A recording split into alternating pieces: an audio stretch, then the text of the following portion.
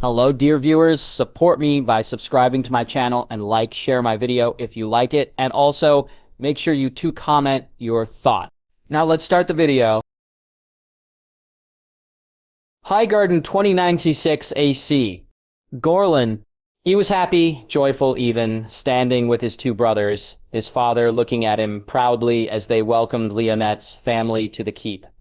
Leonette's parents, then her uncle, Ser Jon Fiservi, and his aunt, Janna, and then Lady Jane and his uncle, Ser Gonthor. He knew his father was miffed that the wedding wasn't bigger. He knew that he had wished the whole realm to come celebrate this day.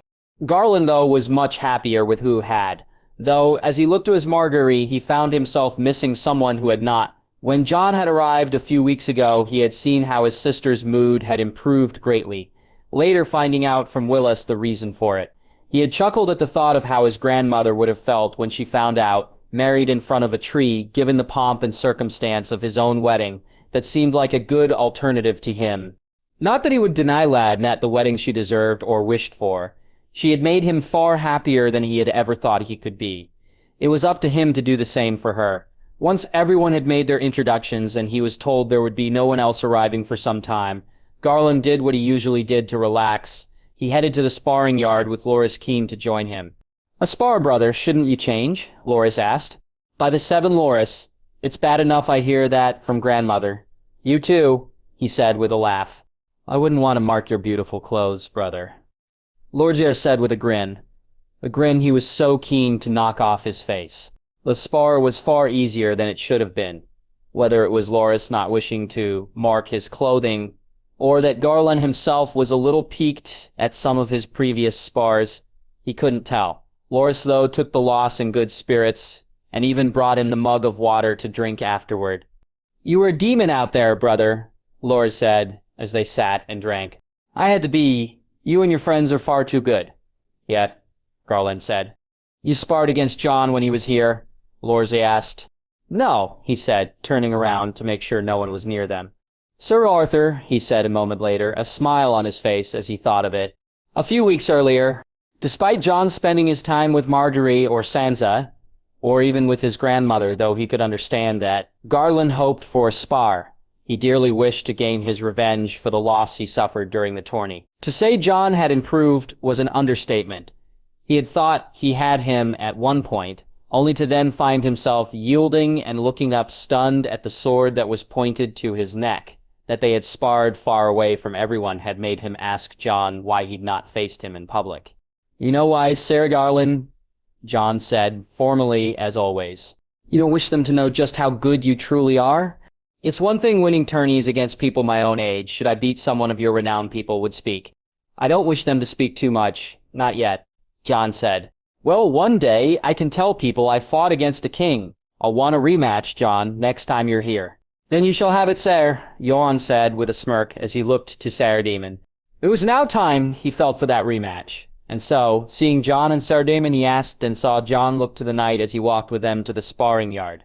Grabbing two swords, Jon handed him one and Sir Daemon the other.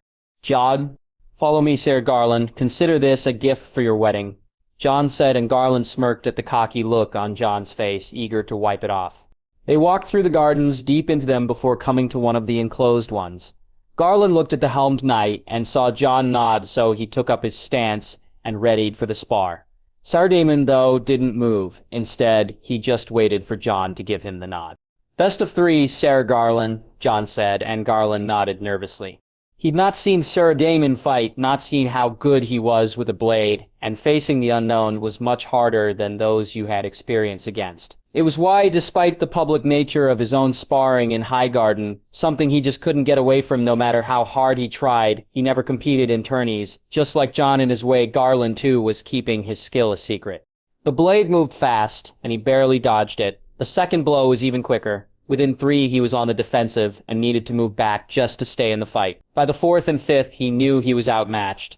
Jon was fast, and Sir Daemon equally so, but no one he'd ever faced had a technique this perfect.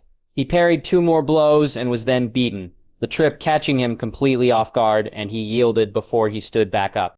"Again," he said determinedly. The second one was even quicker, Garland finding he just couldn't keep up or predict where the blows would come from. A feint, a thrust, a sweep, one after another, and each being successful. Before he knew it, he was yielding again with the sword pointed to his neck as his own laid in the grass. Looking over to Jon, he was glad to see him, not smiling, not sure if he could face that after the loss he just suffered. Why Jon had considered this a present was beyond him. To see him defeated so soundly, how was that a gift? "You don't seem happy, Sir Garland," Jon said. "How is that a present, Jon?" he asked, his voice a little annoyed. "Oh, that's not your present. The lessons for the rest of the day are," Jon said. "Lessons?" "Sir Daemon, your helm," Jon said, smirking now. "Your grace," Sir Daemon said. Garland looked on as the knight took his full helm off. The man's dark hair and violet eye clear to him now. He looked at him, and then Jon, and then the knight again. He knew he was missing something here, but for the life of him couldn't figure out what it was. "Sir Garland, may I present Sir Arthur Dane, the Sword of the Morning," Jon said, and Garland gasped. "Jon?" he said, looking at him to see if this was some sort of jape. "I'll stay indoors as agreed, Arthur. Garland, enjoy," Jon said as he walked away. "Shall we, sir?" "Sir," Arthur said, and Garland almost fell to the ground. So quickly did he move to grab his sword. Now, he was lost in the memory of it. The day had been one of the best of his life. He and Sir Arthur sparring for hours and then talking for just as long. By the time they'd gone inside, it was dark, and he was both exhausted and annoyed at his tiredness, wanting nothing more than to continue. Garland. What?" he said, when he turned to see Loras. "I said, what was it like for you to face him?" "I envy you, brother. You get to do that all the time. I envy you," Garland said, standing up and slapping his brother on the back. "Come, grandmother will no doubt wish to check every thread on our clothing, to make sure we've not messed it up," he said, laughing, as they walked into the keep. 3 days later, he woke up early, his mother coming in to wish him well, followed by his grandmother, and finally his father. All three of them telling him how proud they were of him and how happy they were for him. As he was helped into his clothing, and then later, when Willis and Loras arrived to walk with him to the septa, he felt content, happy, but mostly eager. From the first time he'd met her, she'd been all he truly wanted, and from today on, she would his and he hers. Today, tomorrow, always. Casterly Rock 2096 AC. Daenerys Targaryen. It was good to be back, and to spend time with Rhaegar too. Rhaenys too, having missed her brother. The dragon, though, was not the only one he missed. Ghost had come out to the cave the night he'd returned, the white wolf curling up beside him and not letting him out of his sight ever since. As for the people, Jaime was happy to see them well, and Jon had to resist the urge to hug him the moment he saw him. Only the fact there were others around stopping him. He spent time with Daisy and Joanna, the little girl seeming to have grown ever bigger since he'd been away. The one drawback to him being away was compounded on his return. Jai had traveled to Castamere with her ladies, as Jenna had begun to call her foster friends. Jon had been looking forward to riding with her, winter when he'd taken her out for a ride, almost looking at him as if to say where was their racing partner. "That's better, Satin, but hold the damn thing up more, you'll end up on your arse," Bronn said, and demonstrated just that by getting inside Satin's guard and simply pushing him over. "Has he been like that since I left?" Jon asked, turning to Brienne. "I think he was born like that, Jon," Brienne said, and he chuckled. "Well, shall we?" he said, and she nodded, both of them lining up to face each other. After sparring for a bit, he spent some time with Melisandre. The new eggs had not been as much of a hit with her as he had thought, nor the crown. Instead, it was the pendant that she found so fascinating. It was magical, she said. Resonated power, and almost as soon as she did, Jon could feel it. He wondered had he not felt it before. Was he so wrapped up in the eggs and the crown that he'd ignored it?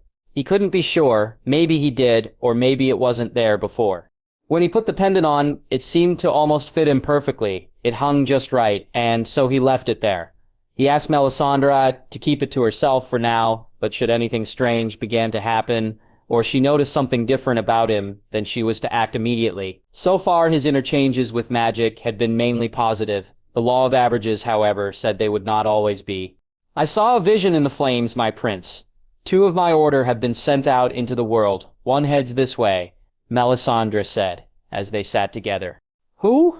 "Kinvara, the Flame of Truth. She's the one who sent Arthur on his missions." "She is my prince, Melisandre said, and he nodded. While Melisandre may not have cared about the eggs or the crown, Jaime and Tyrion did, both of them eager to see them, and not surprisingly at all to him, both going for different things. Tyrion was fascinated that there were more eggs, even more so when Jon explained these were not going to hatch anytime soon, laughing when Jon told him they were likely for his children. Planning that far ahead, are you, nephew? Tyrion chuckled as they sat in his solar. Aye, Marge and I were married, uncle, he said nervously. I thought you said you only stayed 2 days at Highgarden, Jaime asked as he held the Conqueror's crown in his hands. We did, my lord, but we were married before that, he said nervously. It took him some time to explain, and he could see that both of them weren't happy with him. Each for different reasons, Tyrion was looking at the political ramifications of his actions. For Jaime, though, it was more that he'd not confided in him. He knew he'd need to speak to him later on about it, and that in doing so, he'd probably bring up other things he'd been keeping beneath the surface. Their relationship had shifted over time, from knight and squire to Kingsguard and king, from hand to father. He knew it then, had probably known it for some time, but flying away he had felt it. This was his father. By choice, and looking at him, he could see that he'd hurt him by not telling him about the wedding. Yaxley hid it well, though, and they instead concentrated on other things. The letters he'd received when he was gone, and the corn itself. This is a boon, Jon. A great one, Jaime said, holding up the crown. I know, my lord, for my family, that crown is a symbol that I have it will mean a lot to those who've always supported us, he said, and Jaime nodded. I read your letters, Jon, Tyrion said, smirking when he handed him the opened letters. This is my life now. No privacy, he said with an over-exaggerated sigh, making them both laugh. Indeed. Get used to it, your grace, Jaime said with a small amount of bite in the comment. So anything I need to know? He asked as he looked down at the first letter. Where to begin? Jaime said, and looked to Tyrion. Before the letters, there are a couple of things I think you should know, Tyrion said, and Jon nodded to him to proceed. Our caravans in Essos were attacked. Mopatis and Aaron ordered it. We lost some men, Jon. How many? He asked. Almost 50, Tyrion said, and he looked at him to be sure he'd heard it right. What are we doing about it? He asked, hoping they'd moved already. Kevin has gone to Myr to hire the Company of the Rose. They'll take care of the men who did it, as for Mopatis and Aaron. Jon Arryn will get his at the right time. Mopatis, though, has crossed a line. We should do something about him, he said, and both of the brothers nodded. Indeed, he's well protected, though, Jon. It may be difficult. Jaime said, We'll speak to Richard, my lord, he said, Jaime seeming to accept it. Which brings me to the other thing, Princess Arianne. Jon, I told her, I wish to wed her, Tyrion said, looking at him as if he would object. That's great news, uncle. Great news. You're happy. She makes you happy, he asked. She does, he said, smiling. Then perhaps a visit to Dorne is needed, he said, and saw Tyrion's smile become larger. I had planned to go, he said, and Jon chuckled, knowing exactly how his uncle was feeling. I won't be going anywhere for some time, so as soon as you feel ready, you should go, uncle. The letters, Jaime said, and Jon smirked at that. Out of 3 of them, that it was Jaime who was so focused on work was a sign of just how much he had changed. It turned out that the letters were interesting. Demeric Bolton was on his way to the Rock and wouldn't be alone. If Melisandre was right, then Kinvara would be coming too, and they wouldn't be the only Red Priests in the West. Lord Beric confirming that he and Thoros of Myr would be leaving the Stormlands and coming also. They would be very busy indeed. Tyrion said he'd need to be there for them all, and Jon tried to convince him he would not. In the end, they almost agreed to disagree. Besides, if there was anything that Tyrion needed to be at the Rock for, it was more likely to be Rhaegar than any visitor. The time was drawing close, and even his uncle could feel it. Jon promising to be with him when he took his first ride. After speaking to Sorella and finding out from her that their cousin adored Tyrion, and that Rhaegar was getting more excited about something, Jon headed out to the dragons. Is he ready, Rai? He said, asking his sister, and heard the almost petulant voice of his son in his ear. I'm ready, father, please, it's time. Can we? Ligekron asked. Tomorrow night, my son, he said, and felt the joy resonate from the dragon. It ended up being a bit short-lived, the rain falling far too heavy the next night and the night after to even think about having Tyrion take his first flight. It was actually 3 days later when they managed it, he and his uncle alone on the beach, waiting for darkness to fall. When it did, the night sky was clear, and though he could feel Tyrion's nervousness, there was excitement too, especially when the dragons came from the cave. "Are you ready, Uncle?" he asked. "Aye, I think so." "You know the words?" "Valyrian?" Tyrion asked. "Valyrian," he said, and Tyrion nodded. They climbed up on the dragons, and he looked over to see Tyrion move and make himself comfortable. Once he had, Jon nodded and waited for his uncle to speak the words. He'd dictate this flight. Jon was just there to guide him through it. "Solvergon Ligaron, Flay Ligaron," Tyrion said, and Jon could see the joy on his uncle's face and feel his son's as they took to the sky. "Miazagan Rova Mundia, Isi Ilon Yare Nayat Vestragi Zirkamagon. Nire Sakiramis, come, big sister. Are we going to let them have all the fun?" he said, and they took off, following after them. White Harbor 29-6 AC. Sarah Richard Lonmouth. It took him far longer to get the men here than it should have, the distance that both the letters had to go and that the men then had to travel, making it a much larger undertaking. Not that he minded staying in White Harbor, his lips' whispers may take a little longer to reach him, but reach him they did. And Lord Wyman was a gracious host. He even offered him some of his own men when the time came, and Richard gladly accepted. Once he told the Lord his plans, Wyman was only too eager to add his expertise.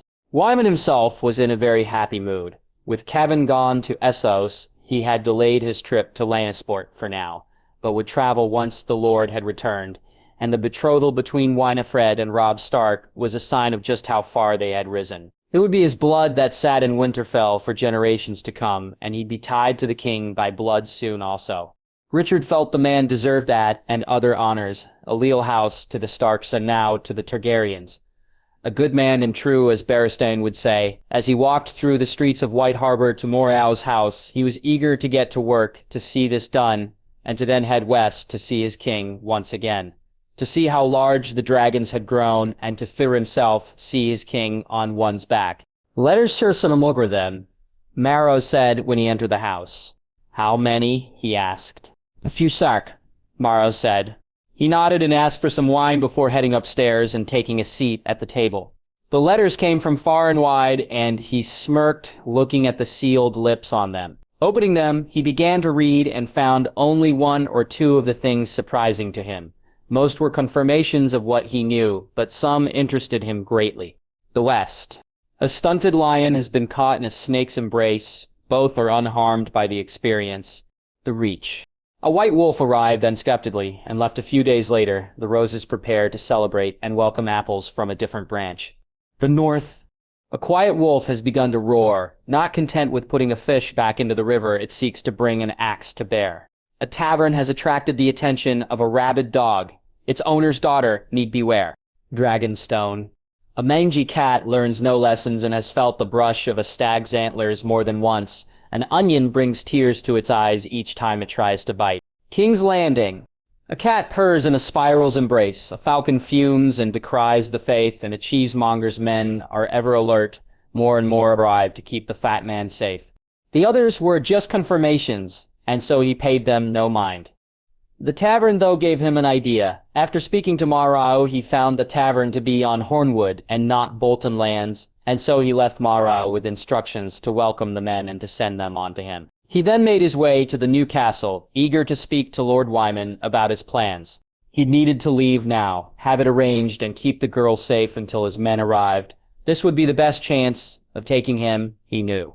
All the other plans requiring a much bigger risk. Arriving at the new castle, he found Wyman and Wylis holding court. Nodding to them, he took a seat, and soon Wyman begged off and allowed for Wylis to continue. He followed the lord to his solar, Wyman keen to see what had him brought him back. As he'd earlier told him, he'd be gone for a day or so. "Has something happened, Richard?" Wyman asked worriedly. "Nothing out of the ordinary. Well, apart from confirmation that our king had indeed been flying his dragon all over the realm."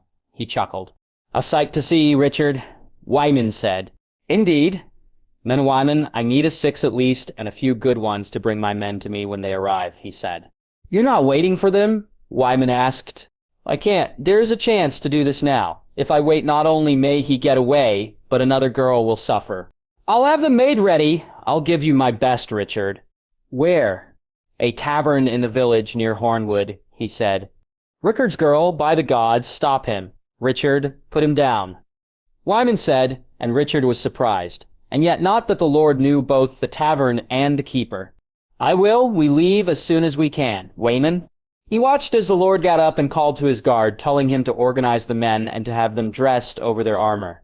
Within an hour he was on the road, and they rode hard, the week's journey taking its toll on them and their horses. Richard, though, was glad that when he arrived to find the girl was unharmed, the tavern itself wasn't the busiest he'd been in, and he and his group almost doubled its customers. The girl was young, 2 and 10, 3 and 10 at most, a pretty young, red-headed girl with small spots on her face, which only made her look younger. After speaking to the tavern owner, who he now knew was the girl's father, Richard took all the rooms and ordered food and drink for his men. The young girl happy to serve, and even more so at the few extra coppers he gave her. "Rickard, I have a proposition for you," he said a few days into his stay. "And what be that?" the man said, looking at him warily. "There's a man who comes by, usually with some others, I believe. A man who seems far too interested in Sura, of the man I speak. I know him. Offered me a silver stag for my daughter's maidenhead. Threw him and his friend out, but they come by, them and some of the Bolton men." Rickard said, looking at him more curiously now. "This man has done terrible things, Rickard, to girls and women, terrible things.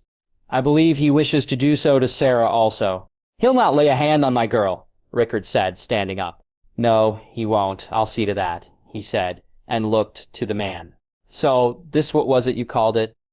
"A proposition, Rickard," he said, as he began to lay out his plans. It took another week and a half for his men to arrive, and Rickard made more coin from them than he had in many a year. A week later, the Bolton men arrived. They were an ugly bunch, the dregs of Lord Bolton's guards, he'd imagine, foul of smell and looks, not to mention behavior. When Ramsay arrived, Richard watched from the hole in the wall that Rickard had allowed him to put in. He had been at the Dreadfort not too long ago, so to be seen here may raise some questions, and worse, Ramsay's hackles. It didn't take too long to see just how eager Ramsay was to get close to Sarah. Though he didn't manhandle her, he did stare longingly at her, licking his large lips every so often. They left without incident that night, but Richard was wary. Something was off. He'd missed something.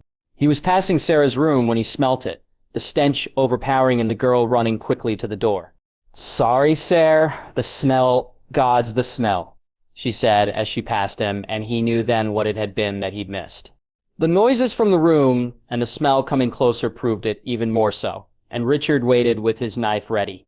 But the door never opened and the noises subsided. And then when he opened it himself, the man was gone. It was an hour later that night when he was told by one of his men that they had ridden off and taken a girl with them. He had his men mount up and began the chase, glad he'd put men on the road just in case.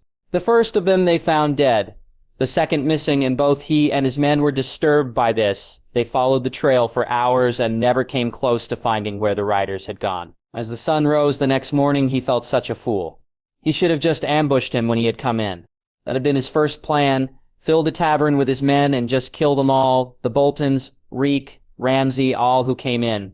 "Sir Carl," one of his men said and pointed in the distance, Carl walking towards them. They mounted and rode to him, finding him unharmed, and after he doubled up on one of the horses, he led him to a small cabin in the woods, the sounds of dogs barking and a girl's screams leading them towards it. Richard told his men to surround it. Then, giving the order, they attacked. The dog's barks gave their presence away, or would have if the girl wasn't screaming as loudly as she was. Bursting through the door, they found the Bolton men sitting and drinking inside. They barely had time to grab their weapons, though. Richard's were men upon them far faster than they could move. As they opened the door to the back, though, Richard glanced back at the window and saw a shape move into the woods. Leaving them, he ran to his horse and grabbed the marish crossbow, before quickly chasing after the figure that was running away fast. Seeing him duck down behind a tree trunk, Richard instinctively rolled and the arrow missed him. Aiming the crossbow, he took his shot and was far more successful. The pain screams proving that he reloaded and moved carefully forward, zigzagging between the trees just in case, though there proved to be no need to. He found Ramsay leaning up against the tree, the bolt in his chest, and the blood pooled between his fingers. "Who are you?" Ramsay said, looking at him. "Seer and the girl's safe, we got the rest of them," he heard a voice behind him. "Even the foul-smelling one?" he asked, not looking behind him. "Oh yeah, him too." "Good, I'll deal with this one," Richard said as he fired the bolt. Even with two in him, it took him time to die. The second bolt had caught Ramsay in the throat, and he gurgled his last after a few moments. He then had his men drag the body back to the cabin, the hounds barking even more loudly as they did so. Giving the nod to them, he walked inside to see the carnage and to get away from what needed to be done to the animals. When it was done, they too were dragged inside, and as he saw the girl spit on Ramsay's body, he walked from the house. The flames caught quickly, and he let the panicked horses free, watching as they ran off to wherever. Inside, the bodies had been laid out as if they were sitting and drinking. Their coin, possessions, anything they owned was left on or around them. The smell forced the girl and some of his men to empty their stomachs, but unfortunately for him, Richard had smelt burned flesh before. Once it was done, he walked into the destroyed cabin, checking the bodies and covering up that he'd been there. To anyone, this would look like a fire had claimed them all during a drunken night. The melted mugs and bottles on the table making that clear. "Come, we're done here. Let's take this girl home and then be off," he said as they mounted up. The girl lived with her mother and younger brother, a small household with not much coin, so after telling Rickard it was done and knowing the tale he'd tell should he be asked, Richard made the family an offer. Come with him back to White Harbor and he'd see them set up in Lord Wyman's service, or come south and he'd find them somewhere else. That they chose the north was no great surprise to him, and a few weeks later he was saying his goodbyes to Wyman. Rhaegar may still turn out to be a problem. For that, though, he'd need his king's permission. For this, he had not. And as the ship left White Harbor heading for King's Landing, he felt good. As he slept in his cabin that night, though his dreams were of burning flesh, the smell still fresh in his nose. It was the image of the man reaching for the sword, though that woke him. Though the pained sounds of his voice muffled by the rope around his neck, the fire that raged beside the man being far less horrific than the look on Brandon Stark's face. Richard barely made it to the bucket as he threw up, reaching for the mug of ale. He drank it quickly before he emptied his stomach once again. Winterfell 29:6 AC. Ned. With the children gone, things were far quieter in Winterfell. He had even considered fostering some children himself, and had spoken to Elle about it, though she wasn't agreeable for now. He knew why that was, until the replies came back from the letters he had sent. They were kinda in a holding pattern. For Ned, it was as if he was on the fringes of a great battle. All the work had been done, the terrain picked out, the tactics were set, and yet they would be left to wait. In almost all aspects of their daily life, though it was clear that Elle was the Lady of Winterfell, she ran the household, and just having her with him was a huge help. Not only did it allow him to concentrate on other things, but he had someone to discuss things with, to confide in, and run ideas by. It had been Elle who suggested they hire someone to teach the children in Wintertown to read and write. Something which had gone down really well in the ever-growing town, especially among the first arrivals from King's Landing. With Richard's and Wyman's help, they had offered people in Flea Bottom the chance to come and live in the north, work, food, and a better life. Just as Jon had said had been a great incentive, and so far they'd had sent 2 ships to collect people. Ned riding back to Winterfell after helping to settle in the second group. "You think they'll be able to manage the winter, my lord?" Saw Roderick asked as they rode through the gates. "I think so. Did you see how they reacted to the home?" he asked back. I did, knowing they'd only be staying for a while before being moved to homes of their own. And the food, too. God's what young Jon said about the conditions up there. I'd not have believed it lest I'd seen it myself. Feeding them now is easy, but we need to be able to rely on ourselves more. We need more of everything, though," he said as he dismounted. "Glass gardens, my lord. Item and other things." He was walking through courtyard when he saw her. She was walking with Beth Cassell and Jean Poole, both girls having become her students now that Arya was gone. As he watched them head to the glass gardens, Harwin came walking his way, the guard seeming to be looking for him. "My Lord Maester Luwin wished to speak to you," Harwin said. "Is he in his room?" "Aye, he is, my lord." "Thanks, Harwin. I'll go to him. Go about your duties." "My lord," Harwin said, walking away. Walking to the Maester's rooms, he thought more about the food situation. Buying it in and adding it to what they had was both a long-term and short-term solution, but they needed to be more self-reliant. Jon had made a suggestion about the glass gardens, and he'd forgotten what it was, so focused was he on other things that it had just slipped his mind. He wondered if Luwin knew of it.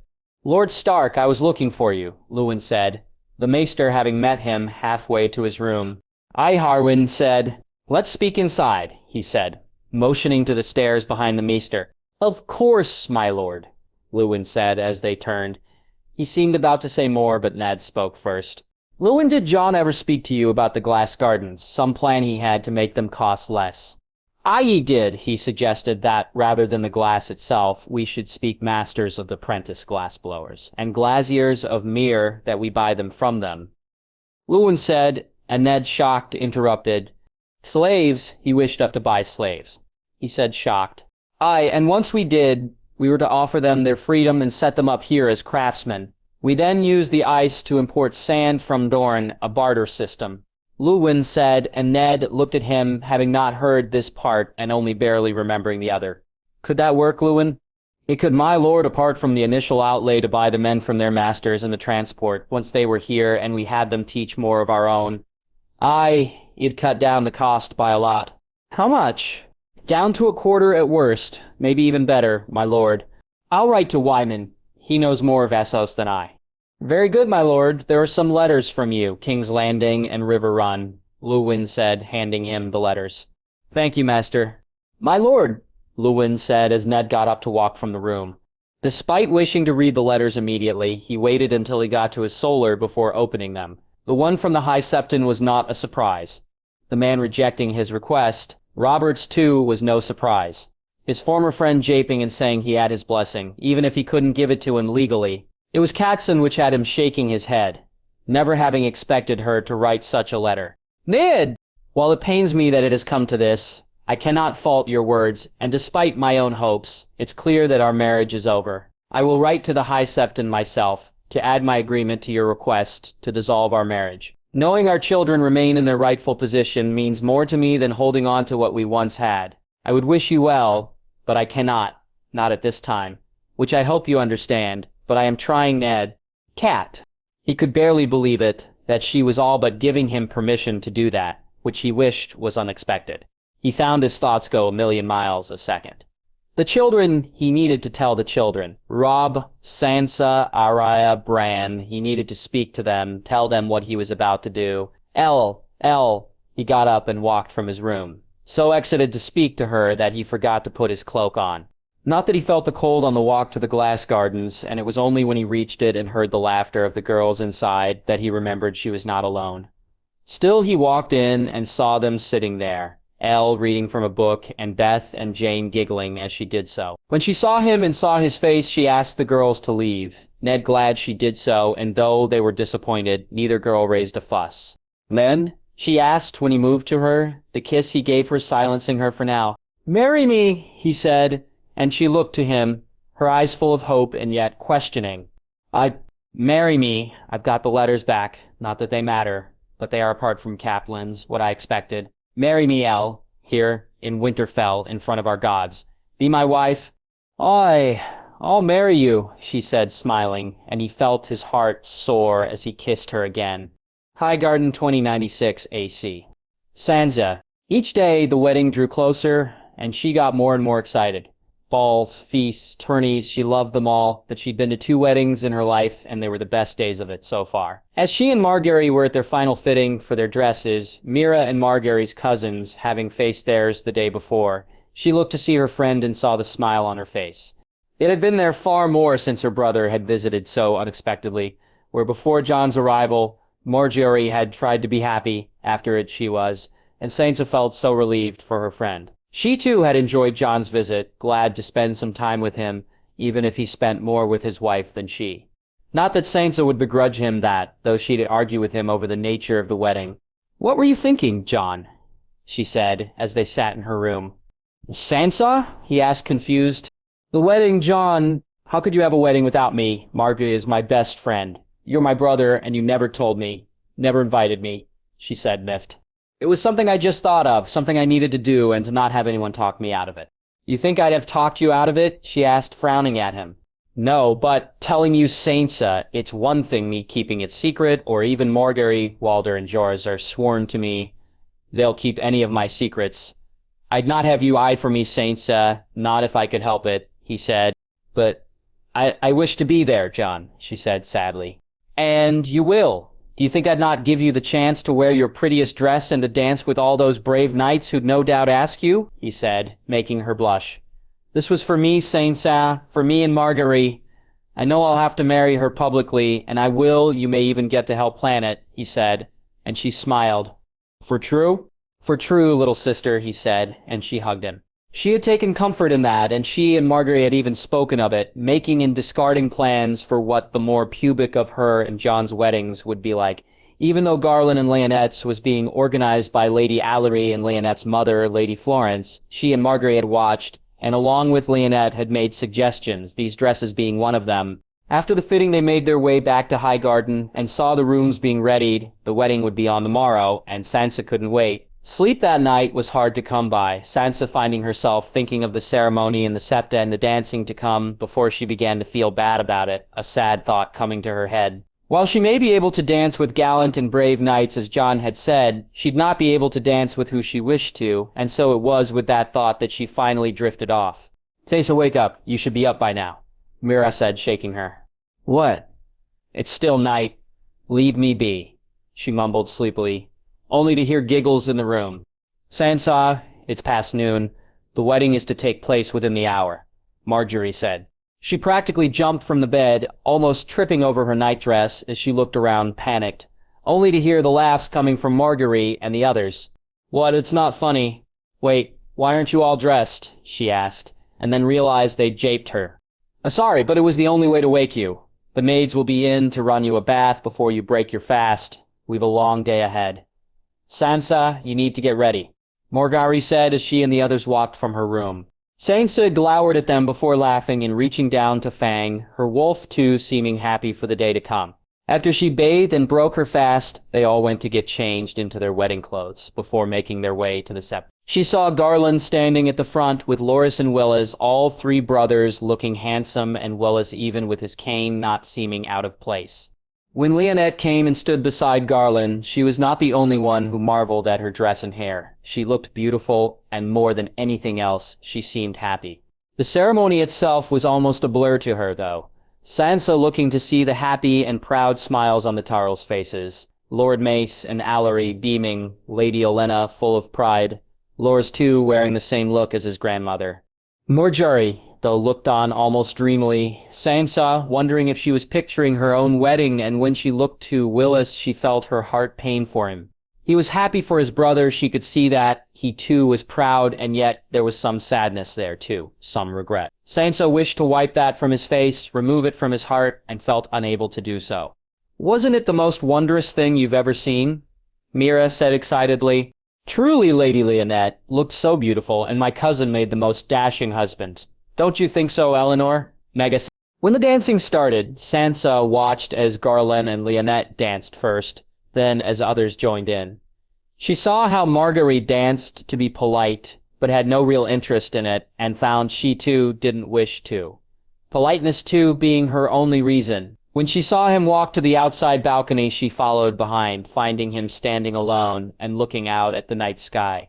You should be inside dancing, Sansa, Willa said when she leaned against the wall beside him. I find I have no wish to. Besides, a girl should get to do what she wishes during a wedding, should she not? She said, looking at him. She should, Willis said as he looked back out at the sky. Jon told me some of their names, she said, pointing to the stars. Which are? Willis asked, looking at her. That one is the Ice Dragon, she said, pointing to a group of stars in the sky. That one is Ghost, she said, pointing to another. And hearing Willis chuckle, What? She asked. I'm not surprised Jon showed you that one, Willis said, making her giggle too. Willis proceeded to tell her even more of the names Crone's Lantern and Moonmaid and the Sword of the Morning being the ones which stood out. How long they stood there talking she didn't know, only that she felt no desire or need to go back inside. By the time they did, it was close to the bedding, and she and some of the younger girls took that as their time to leave. Willis kindly walked her back to her room, and she bid him good night, not sure if he was heading back to the wedding feast, or what seemed to be more likely heading to his own room. As she lay in bed that night, she found she'd enjoyed this wedding even more than the previous two. It wasn't bigger or more elaborate, and though she was knew Garland and Leonette well, it wasn't that, smiling as she rolled over to fall asleep, she realized the reason why, and hoped he'd enjoyed the night as much as she had. Casterly Rock 2096. Yay! Seeing Jon flying on a dragon had been one thing. He'd been nervous, excited, and relieved when he'd landed. To then have the chance to do the same with his little brother. Jaime wasn't sure how he felt about that. It was what Jon said next, though, that had him shaking his head and wondering if this was truly the world he lived in now. "You're jesting, right?" he said. "No, my lord. Arthur managed it, and Rox had no issues, and perhaps sometimes in the future it'll be needed. We may as well do it now while we don't," Jon said. "But it's a dragon, Jon," he said. And both Jon and Tyrion laughed at his expense. "I told you he was the stupidest Lannister, Jon," Tyrion said, making them both laugh more. "Tyrion, I up there," he said, shaking his head. "Jaime, it's like nothing you've ever imagined. Trust me, you'll love it, and it's safe. As Jon said, he's done it with Arthur, and this is something I'd like to share with you." Tyrion said, and so he nodded, his agreement. Later that night, as they stood on the beach, he saw the dragons come from their cave, and felt the nervousness rise once again. Jon reached out and touched him on the shoulder before walking over to speak to Reinsix, and then led him to the dragon, showing him how to climb up and where to sit. Once he was sure he was set, Jon looked to Tyrion and nodded before turning back to him. "Hold on, my lord," Jon said before speaking in Valyrian, and then they were taking off into the air. The feeling of flying was like nothing he could ever describe. It was far different to being on a horse, the sheer power of the dragon beneath them making it incomparable. Though they never reached the full speed or did anything other than fly smoothly, Jaime could see just how much a dragon could do by looking at his brother. While Jon flew straight, Tyrion took turns and dives. He flew fast under and over them, Jaime almost feeling his brother's happiness from where he sat. "He's showing off for you," he heard Jon say, his voice softer than he thought it may have to be up here. "Is it safe?" he asked. "Hey, he's come along well. You wish to try that?" he said, watching as Tyrion did an almost loop. "No, I'm happy with this," he said, and could only guess that Jon was smirking in front of him. After some time, he got more and more used to it and had Jon fly a little faster. Stunned by just how quicker Renix was than Lygaron. He was grateful when they landed, though, happy to be back on solid ground, and despite enjoying the flight, he was hopeful that he'd not need to take another. Tyrion walked into the cave with the dragons, and he and Jon stayed on the beach, looking out at the water as it moved in and out. "I'm sorry," Jon said after a few moments of quietness. "Before the wedding, I should have told you. I wished you there. I want you to know that, but I got caught up in a dream." "A dream?" "Good Queen Alysanne and Jaehaerys the Conciliator. You know the story?" "Some, but what?" "Wait, they married in secret. Their advisors tried to stop them, and so they married in secret. I got caught up in it, and I wanted me and Marge." "I'm sorry, Jaime," Jon said, looking at him. "I'm not mad at you, Jon. I was upset. But I'm not mad at you." You." Jon stuttered before composing himself. "Jon, did Arthur tell you of Maya, of what I saw and what she told me?" Jon asked. "He did." Jaime said he didn't fully understand it, but in a way he did also. "In another life, my father would have been Prince Daeron, son of Prince Duncan. In this, it was Prince Rhaegar, and for a time, to me, it was Ned Stark," Jon said. "I know it's hard, Jon, but each of them loved you, I'm sure." "3 fathers I've seen, Jaime, and none were the father I choose." "None of them are you," he said, and Jaime gasped. "Rhaegar is my father, and I'd not change that. He's who my mother loved, and I'm proud to be his son. But you're the father I've known, the father who's raised me and the father I wish to be like." "Jon," he said, and felt Jon's hand reach out and touch him on the arm. "Thank you, Father, for everything," Jon said before walking away. He ended up staying for some time alone, just watching the waves until Tyrion walked over to him. Jon had gone to spend the night with the dragons, and he and his brother walked back into the keep in silence. Whether Tyrion knew what Jon had said and was giving him time, or just that his brother was being quiet, he knew not. They said their goodbyes, and he walked to his room, finding Daisy asleep when he got there. Standing in front of the crib, he looked down at Joanna. His daughter was growing fast and would hopefully be joined by a brother or sister soon. As he stood there, though, he knew she already had a brother, just like he already had a son. He smiled when she woke up and lifted her from the crib before she could begin to cry. Sitting down on a nearby chair as he told her all about his ride on her brother's dragon. "You must have been tired last night," Daisy said as he dressed the next morning. "Why?" "You drifted off with Joanna in your arms." "Gods, I didn't. Is she hurt?" "Did I hurt her?" he asked, worriedly. "What? No. Of course not. I woke up when you were telling her about your dragon ride. You were asleep only a moment before I put her back in the crib and helped you to bed," Daisy said. "I don't remember any of that." he said, laughing.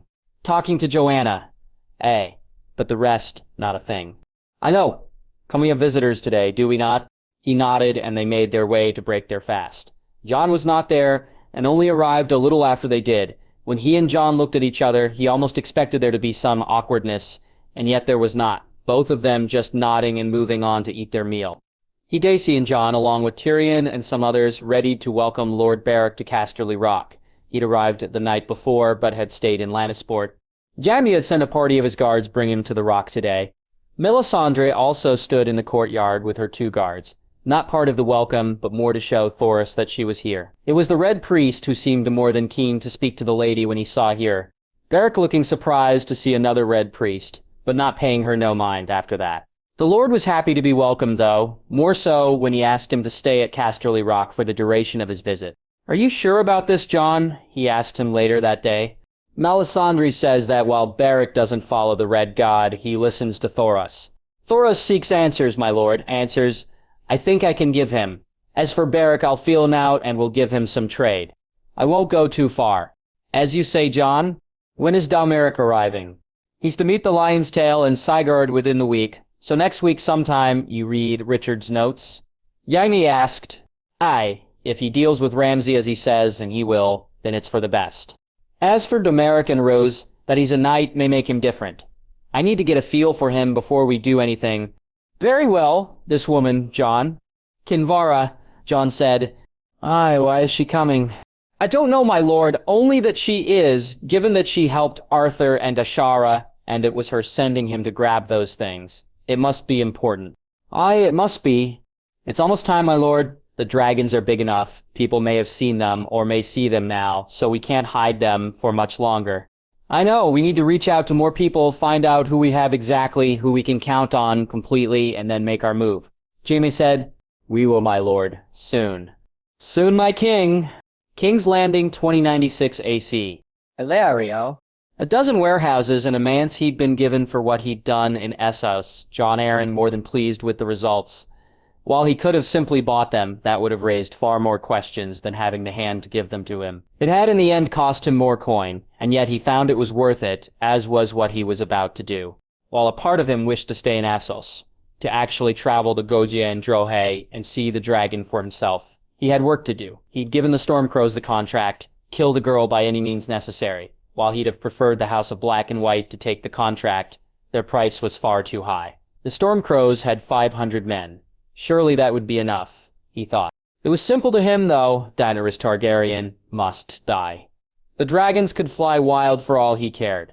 If Aegon had his own, then perhaps they'd fly to join their brother. 3 would be an incredible boon, but 1 would be enough, just as long as Daenerys Targaryen didn't bring her 2 to bear. Jon Connington was right about one thing. The dragons changed things dramatically. Magister will reach King's Landing on the morrow, the captain of his guard said, interrupting both his thoughts and his meal. Very good. All is well, he asked. All is well, the captain said before leaving and allowing Ilio to get back to both activities. With Daenerys Targaryen no longer a suitable or potential bride, it gave him leave to pursue other options. Milko Major had a daughter, but the Tigers would never travel so far, which left him with only Westeros to look to. The Stark girl brought him no benefit. Her father would support Robert and not countenance his plans for betraying the Stag King. The Vale too would bring him no benefit, leaving the Tyrell and the Martell girls as his only real options. He could bring Dorne to his side without gifting them a marriage. As for House Tyrell, given what he knew of them, they were both an option and not. The risk in being found out when everything was so close was far too great. He could and would reach out to them at the right time, though, make them the offer and secure Aegon's throne. He finished the rest of the meal and sent for the young girls, eager to sate another appetite. The next morning, when they arrived in King's Landing, he prepared to head straight to the Red Keep. His gift to the king was sure to be welcomed. He'd used another of his ships, leaving the bountiful harvest to ply her trade and his arrival to be unnoticed. Far too many were paying attention to his comings and goings these days. All is secure? He asked the captain, who nodded, and so he climbed into the carriage, and they headed through the city. He was stopped at the gate and had to ask for Jon Arryn to come personally, telling the man he had brought a gift that would make the king very happy, and asking if he could deliver it to him in the throne room. While he looked at him suspiciously, The Hand soon agreed, and so he made his way through the keep. He entered to an almost full throne room, Robert and Cersei sitting in pride of place. "Your graces, I have come from Pentos with a gift for you." "Great king," he said with a large smile. "A gift?" Robert asked, his voice and face excited like a young boy's on his name day. "Something you have sought for a long time, your grace," he said as his men brought it in. "I give you Viserys Targaryen, your grace, my gift to you," he said as his men ripped the hood off Viserys' face. Viserys, that is my son, Lord Hand. My name is Aerys Targaryen. I am your rightful king. You all should be on your knees, bowing to me." Viserys said to loud laughs. "Dragon spawn." Robert shouted loudly as he rose from his throne, and Illyrio smiled to see the look on the king's face. Casterly Rock 2096 AC. Yax Aerys Targaryen. Demeric and Beric arrived within days of each other, and because of that, he and Jaime almost had to force Tyrion to leave, both of them telling him that they would deal with this and that there was nothing for him to do here, certainly nothing as important as what he was going to. So reluctantly, his uncle agreed, and after he and Jade spent the night with the dragons, Tyrion arranged to leave in a day or so. Beric didn't come alone, and when Thoros saw not only Melisandre but the two members of the Fiery Hand, he was stunned. Jackie quickly arranging for Melisandre to speak to her fellow Red Priest. The last of Beric's immediate circle was his squire, and Jack cursed himself for forgetting that Edric Dane was squiring for his future good uncle.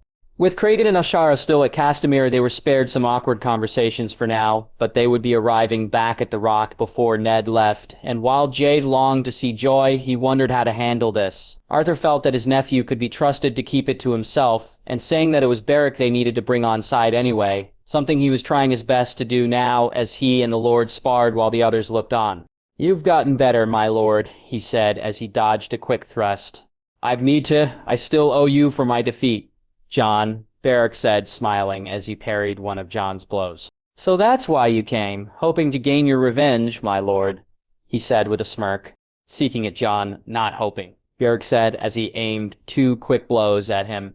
While a part of him wondered if losing would endear him to Beric or annoy the Lord, the completive spirit he had in his friends looking on didn't allow that. So he began to pick up the pace and saw Beric begin to falter, with a riposte as quick as the bolt of lightning on Beric's sigil. Jay disarmed the Lord and a moment later accepted his yield, Beric smiling broadly as he did so. "I thank you, Jon, for not holding back. Lord Jaime's training has paid off, but I'm not sure he could have ever wished for a better student," Beric said as they drank some water. "I thank you, my lord.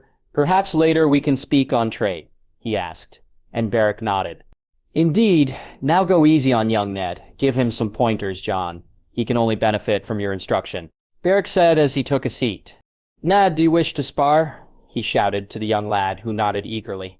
Ned was actually more skilled than Beric, and while Jate didn't put in as much effort as he did with the Lightning Lord, he was forced to put in some effort. Winning wasn't his goal, though, and so halfway through he stopped, much to Ned's chagrin, only for the boy to quickly smile when Jay started giving him pointers. He corrected little parts of his stance, showed him how to work more on his footwork, and told him to begin using a heavier sword for practice against the dummies.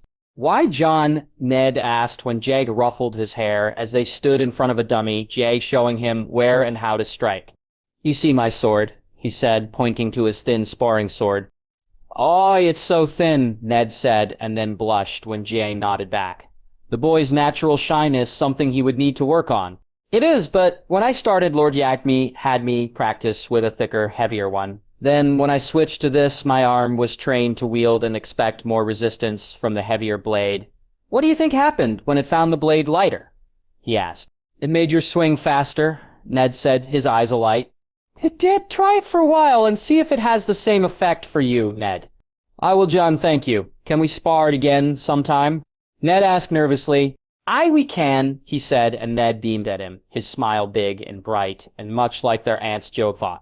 Domeric was a different sort. Sparring was something he did because it needed to be done, and even lance work and jousting seemed more something expected than enjoyed by the older boy. Apart from talks of trade and explaining how things worked, Jay found himself almost at a loss as to what it was that interested the boy, until they were eating one night and the bard was playing his harp terribly. "You play Lord Domeric?" Jay asked, looking at the way he scowled at the bard. "I do, Jon, better than he anyway," Daenerys said. You have a harp? He asked, and Daenerys nodded before looking at him carefully. You play? Daenerys asked, and he nodded. Well, maybe we should play then, my lord. We can provide some better entertainment at least, he said, and Daenerys seemed eager for the opportunity. With a nod to Jaime and Tyrion walked with Daenerys to his room, and once he reached it, rushed off to his former one, the harp Jaime had gotten him to practice on. Still being there, being in the vaults, had allowed him to play his father's harp when he wished, and he had taken full advantage as often as he could, happy to hear the sounds come from it. While the one in his hands now was a poor substitute for that one, it would do for now, and so, as they made their way back to the hall, he looked forward to playing, leaving the singing out for now at least. They began with songs everyone would know, the Dornishman's Wife, the Bear, and the Maiden Fair. Daenerys smiling when Jay suggested Alice on. It was when Jay began to play Brave Danny Flint, though, that Daenerys really brightened up, insisting on Iron Lances and finishing with the Winter Maid. Both of them feeling the North in them come through as they played. Thank you, Jon. I've not enjoyed playing so much in an age you wield that harp as well as you do the blade, Daenerys said as they were saying their good nights. Only as good as the partner who played with me, my lord. Jade said, Dom, Jon, call me Dom. Dom. He spent the night with the dragons, Tyrion spending his final night at the Rock before heading to Dun, the Lion's Tooth, soon to be ready to take him to see Arianne. They didn't speak too much on it. Tyrion knew where he stood and that he had his backing, and there were no more words needed. Instead, James telling him that he'd look after Little Rod, and Tyrion promising the dragon he'd not be gone for long, and that when he came back they'd go on a longer flight. Tyrion had taken the dragon flight as well as he had, keen to be up in the sky even more than being on the ground.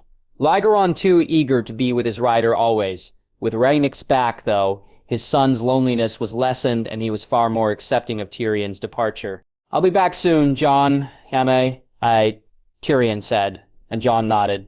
Jaime, too, knowing just how important this trip was to Tyrion. Go, I'll see you on your return, he said, and gave Jaime and Tyrion a longer moment. The woman in red departing the ship, 4 down, grabbing his attention. Nodding to Walder, the giant guard and Ghost made their way to where the woman was standing, looking around, her smile when seeing him removing all the worry that just been on her face. My lady, he said softly as he looked at the beautiful woman, his eyes roaming her face as keenly as hers were his. My Jon Snow? She said, changing her words halfway through, after looking around at the number of people on the docks. I am Lady Kinvara, he asked. Kinvara, Jon, is there somewhere we can speak in private? We have horses awaiting my lady. Can you ride, or would you prefer a carriage? I can ride. We're heading to the Rock, she asked, and he nodded. We are? There is much we must speak on, I believe, he said. Much indeed, she said, as he directed her to where Jaime was standing, looking at him. Tyrion walking up the gangplank along with Bronn and some more guards. Lord Jaime, this is Lady Kinvara. She'll be accompanying us back to the Rock. Of course, my lady, a pleasure. Jaime said as they turned to walk to their horses. Bear Island 2096 AC. Mardia. The journey to Bear Island was almost as exciting to her as the island itself would be once she got there. Nymeria too enjoyed the freedom of being able to run through the Wolf's Wood and of sleeping out under the stars. Lady Mage and her girls were so different than any other ladies she knew. She could be strict when she wished to be, and yet she allowed her far more freedom than her father did. She and Lyanna were allowed to sit up late to listen to the stories as they sat around the fire. While they weren't allowed any of the ale, they were given a small mug of hot cider each on one of the colder nights. At no point was she asked to ride in a carriage or to pull her shirt in when it came loose as she rode.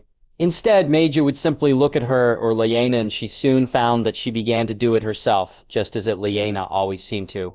We'll be arriving at Deepwood Matas on the morrow, no doubt. Glover will wish us to stay, and the boats won't be here for a day or so either, so you two, Meg said, looking to her, and Lyanna, will behave. She said, and Arya found herself nodding. Deepwood Mott was made of wood. That was her only thought, as they were led through the outer rings, each one taking them higher and higher into the keep itself. Lord Galbart was a gruff man, but friendlier than his brother, and Arya found herself liking him far better, especially when she found out about Lawrence being his ward. The bastard boy and how he was treated making her think fondly on her brother. You spar? She asked Lawrence early the next morning, and he nodded, running off to find some sparring blades. To 3? He asked when he came back, and she nodded eagerly. Though he beat her 2-1, she had done well, and it was his size and strength which had forced her to lose. Nothing else. Lyanna and she broke their fast with Lawrence. Arya showing him the knife her father gifted her and the bow Jon had made for her, and Lyanna doing likewise, all 3 of them laughing and japing as they ate. When she left the next day, she was a little sad to go, though Meiji told her that they'd be coming back and forth to Deepwood Motta a fair bit in her time on Bear Island. Despite the keep almost being ready for them to stay in, and the fact that Magyar and her girls stayed there already, it was to the main keep on Bear Island they were taken. They'd be staying there for the first moon until more work was done, and only then moved to the keep near the docks. Arya found that Lyanna seemed just as miffed as she was by this, though soon they cared not, both of them more eager to play with Gerald than anything else. Tomorrow you'll begin your lessons with Master Alaric, Lyanna said as they sat down to eat that night. Arya nodding when she saw both Maslig and Lyanna look to her. No set, she asked, a moment later. Just to be sure. We follow the true gods here. Arya, no septa will set foot on Bear Island. Lynnis said, and Arya was about to bring up that Lynnis was from the south. When she thought better of it, besides, if it meant she didn't have to suffer a septa, then who was she to complain? Sitting in the lessons the next morning with Lyanna, she certainly wasn't going to complain. The maester taught them sums and then began to speak on the history of the north, the northern houses, and the wars fought here. Though not as good a storyteller as Eld, he was good enough, Arya thought, and she enjoyed the lesson a lot. The next one even more, as she and Lyanna were put through their paces by Lyra and Jory. Archery, swords, even wielding a mace. Arya was exhausted when they finally finished, eating her dinner that night and falling asleep almost as soon as she hit the pillow. She soon found herself creeping carefully through the woods, avoiding caves because of the smell that came from them. The knowledge that something lived in those caves keeping her away. The deer didn't see her coming, and when she pounced it was taken down quickly. The meat tender against her tongue, and she swallowed hungrily.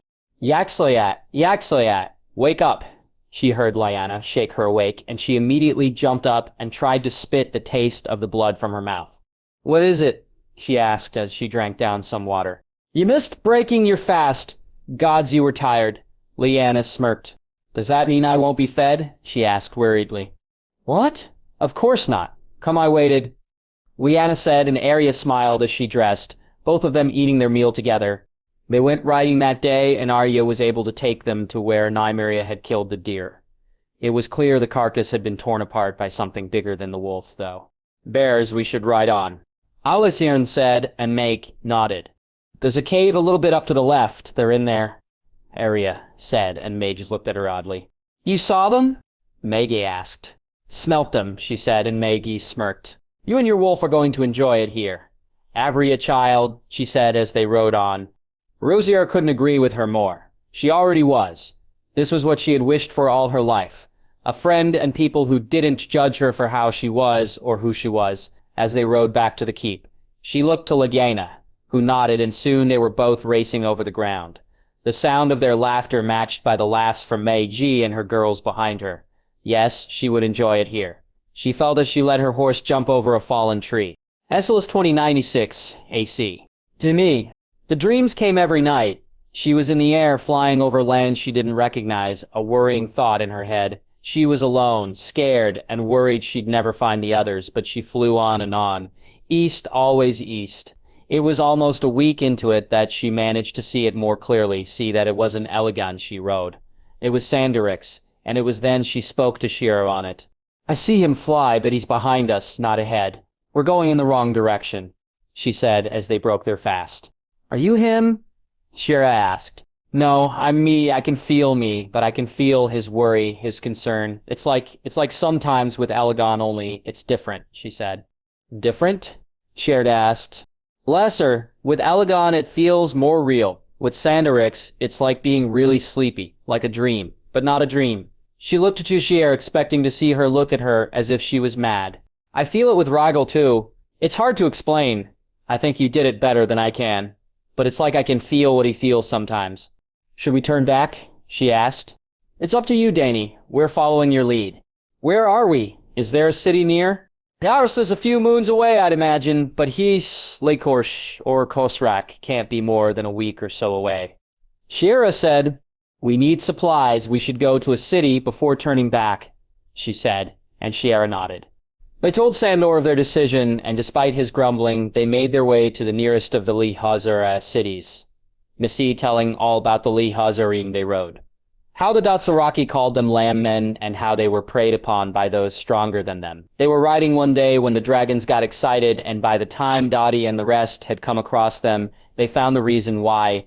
The herd had scattered, but a lot of them hadn't been lucky enough, and both Elegon and Rekel had feasted on the sheep. The closer they got to the city, the more she began to worry about the dragons, so she and Shiera spoke to them and asked them to feed further away for now, to not come too close to the city. Elegon wasn't happy with this, Rekel either, but they listened, and Dany watched sadly as they flew off to the west, back to where they had found the sheep earlier.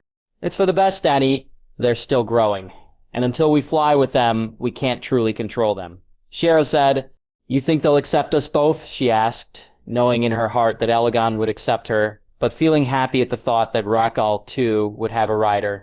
"I do. I can feel him almost willing me to accept it." Shiera said with a smile. Sandor and Grey Worm seemed to have built up a good relationship, too, by the time they arrived at Haish, the gruff Sandor, and the stoic Grey Worm being complete opposites, not seeming to be an obstacle at all, though she did notice that Sandor was quieter and more sullen on this trip than ever. This was why not long after they arrived, she and Shiera organized a treat for him. Noticing the chickens on their way into the town, and how Sandor looked longingly at them, she, Missy, and Shiera, along with Massador, Marceline, and some of the other Unsullied who served as her guards, bought as many as the man was willing to sell. That night, as they sat down to eat in the large open space they'd taken up, she and Shiera carried the dishes out, placing them in front of the now happier Sandor. "Did you not make any for anyone fucking else?" he said. And she saw Missy look worriedly at him.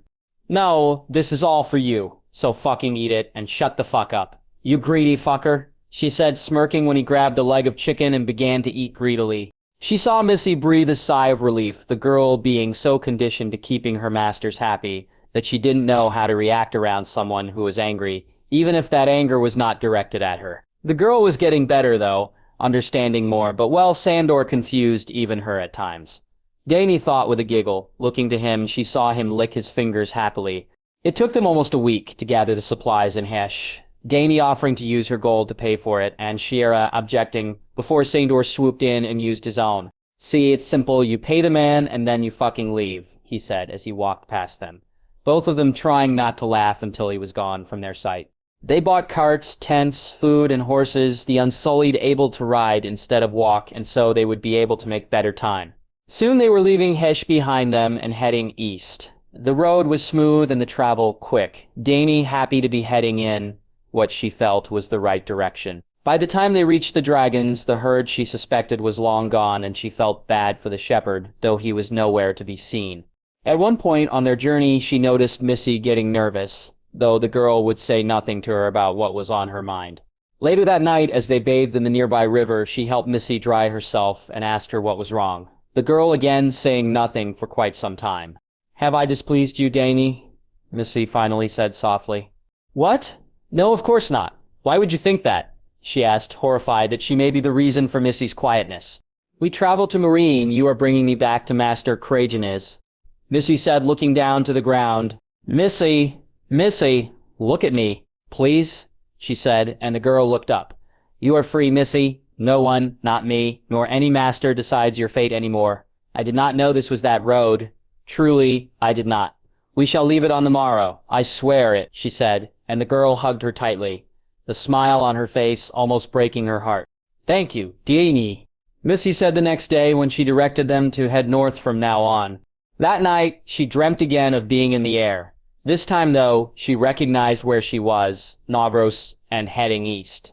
Her son was coming towards her, and she north. She must go north, she thought, and when she woke the next morning, it was further north. They headed the Wall 2096 AC, Bingen. He had found nothing out in the wilds. The wildings raided when they did, and moved quickly, and on this ranging it had been strange. He had felt as if he was being watched, and yet whatever it was never came close to him. Frost gave him a sense of protection he'd not had before. He could rest easy at night, he ate better, and he moved with less worry. Though whether the wolf scared the wildlings away or there was something else going on, Benjen couldn't be sure which, only that he encountered none of them, no matter how far he rode. Bypassing Craster's on the way back for a variety of reasons, not needing the man's food or protection, not liking what he saw there, and Frost needing to almost be held back from gutting the man, Benjen soon found himself in White Tree. He and the people there had always had a good relationship, and seeing him with Frost, it seemed to have, if anything, gotten better. Dropping off the extra deer he had caught, he was given ale and soup and Frost, and he slept indoors by a warm fire that night. They left early the next morning and arrived at the wall a day or so later, the horn blowing once to announce his return. "How fared you out there, Benjen?" Ser Alizir asked as he helped stable his horse. "There's not out there, Ozir. Moons I traveled and found nothing, not a sign," he said, and Ozir nodded. "Well, at least you returned hale and hearty. Aemon wishes to speak to you." The knight whispered, and he nodded, slapping the man on the back as he and Frost went to make his report to the Lord Commander first. Among the many things he needed to thank his nephew for was the difference in Olisar Thorne. He had been aghast when Aenon had told him that Olisar and Jeremy knew the truth. Even more so when he heard that Jon had promised to pardon them when crowned, only for Aemon to explain why the men should be pardoned and why their nephew needed to do it. Since then, though, the man had gone out of his way to be friendly. He'd become a better trainer to the new recruits also, showing them a far different hand than he used to. Aemon had said the man had been bitter at his lot in life, and seeing him now, he could tell that was true. Jon had changed that, though. Knocking at the Lord Commander's door, he made his report and cursed what he told him, accepting it before heading to the Maester's rooms. "Is that you, Benjen?" Aemon said, as soon as he and Frost walked into the room. Aemon, it's me," he said, and was about to ask how he knew when he saw Aemon reach out to rub Frost's neck, the wolf's footsteps having given him away. "This is Marwyn, and the quiet man in the corner is Lomara. They are here at Jon's request, Benjen," Aemon said, letting him know he could speak freely. "For what?" he asked. "We seek answers about the long night, Benjen. Are directed to do so," Marwyn said, and Aemon nodded. "Our nephew has a request for you also," Aemon said, handing him the note.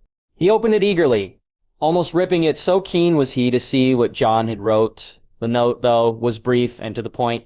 "Uncle Benjen, I need to find out if there are any books on the long night in Winterfell, any information that may help in the future. When next you return, I suggest you bring Aemon with you, together with Maester Luwin. I think it may be helpful if you search for such works. Marwyn and Lomara will continue their work in Castle Black until you return. I wish you luck, Uncle, and I count the days until I can travel north once more. Your nephew, Jon? It seems you and I are going on a trip, Benjen." Aemon chuckled. It was almost a week later when Jira gave permission for Aemon to leave the wall. Not only did he find it curious, but he thought it a liberty, what with him leaving also to cover for Ned's trip to the moat. That the trip his brother was taking was to protect the North being the only reason for him allowing him to leave once again. Something he almost refused when he found out Aemon would be leaving too. "I like this knot. Your duties are here, both of you," Jay said. "Aye, they are, Lord Commander. But should I wish to travel to the Citadel, you cannot stop me. I'm sworn to the Watch. Aye, but I'm a Maester first and foremost. What would you do were I recalled?" Aemon said, and Benjen hid the smirk at Jair's annoyed look. "You think that a good tactic, Aemon, telling me how powerless I am to stop you?" Jair grumbled. "I think, at times, Lord Commander, you forget the needs of the Order come before the desires of any man.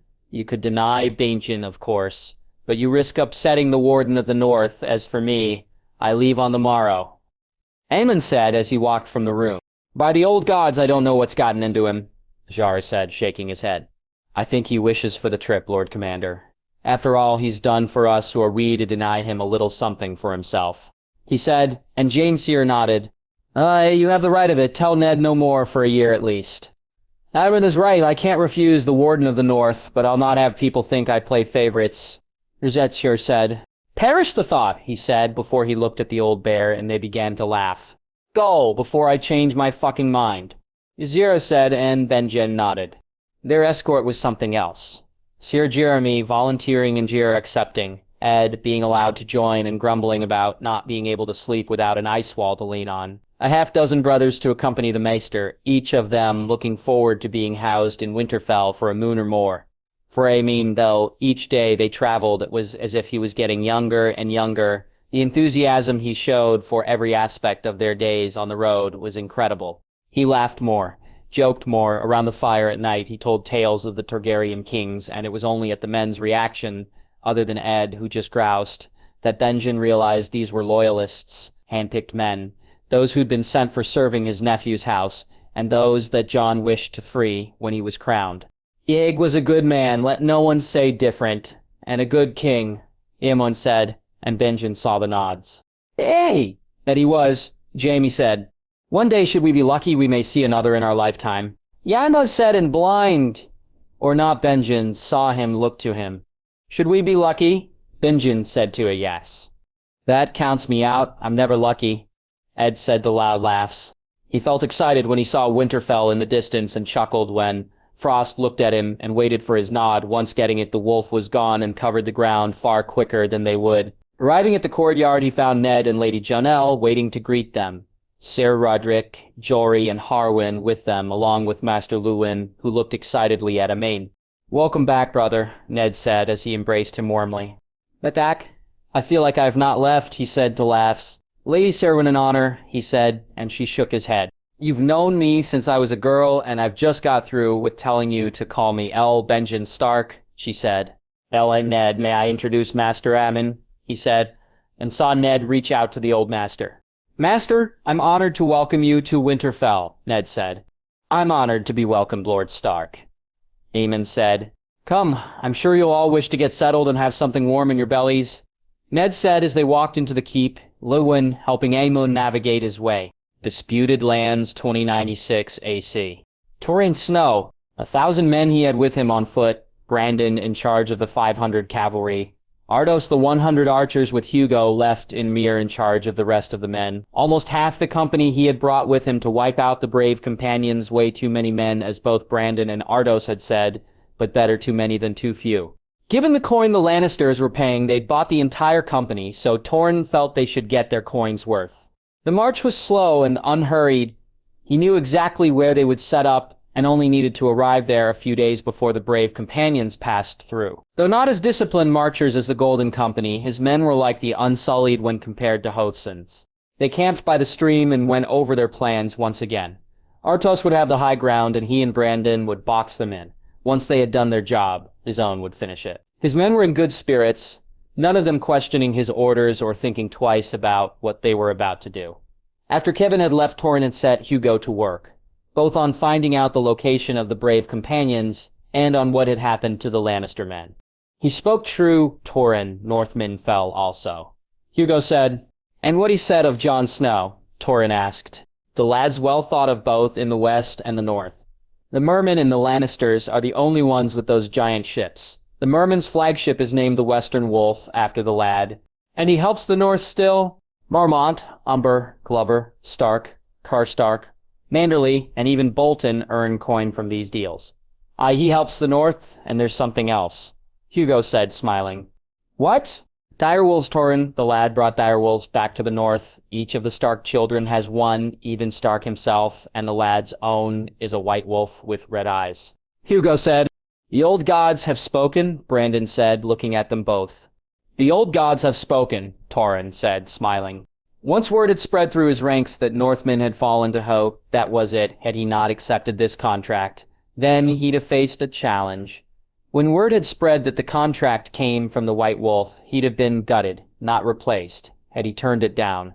As it was, he'd only reinforced his own position. He only hoped that he'd set this up right and wouldn't lose too many men this day. Archils lined up his archers on each side of the pass. At the end of it, he and his infantry took up their positions. The stakes were planted and his men held their shields ready.